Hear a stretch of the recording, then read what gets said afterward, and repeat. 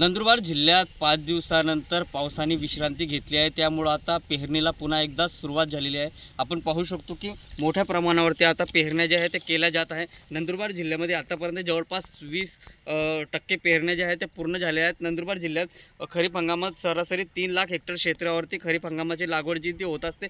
सर्वाधिक लागवड जी आहे ती कापसाची होत असते, परंतु मिरचीची देखील नंदुरबार हा आगार आहे, त्यामुळे मिरचीची देखील लागवड जी ती मोठ्या प्रमाणावरती होत असते। या जे मजूर जे आहे ते मजूर आता मिरची लागवड करताना दिसून येत आहे। आधुनिक तंत्रज्ञानाचा वापर करत आणि मंचिंग पेपरचा वापर करत शेतकऱ्यांकडून मिरचीची लागवड जी आहे ती सुरू झाली आहे। नंदुरबार जिल्ह्यामध्ये सर्वाधिक पीक जे आहे ते कापसाचे घेतले जात असतं।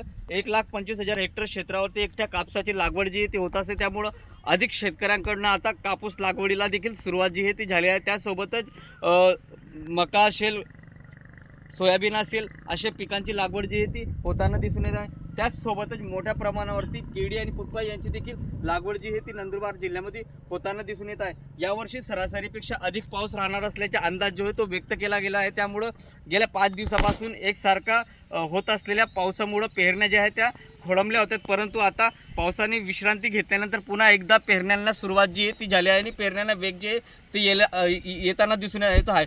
नंदुरबार जिल्ह्यात समाधानकारक होत असलेल्या पावसामुळे शेतकऱ्यांना चांगला आनंदाचे दिवस येतील अशी काहीशी परिस्थिती नंदुरबार जिल्ह्यात उद्भवली आहे।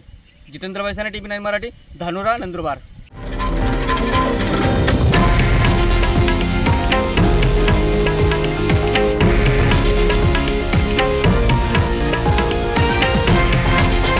हे आहे देशातील नंबर 1 न्यूज नेटवर्क आणि आपण पाहत आहात TV9 मराठी, एकमेव।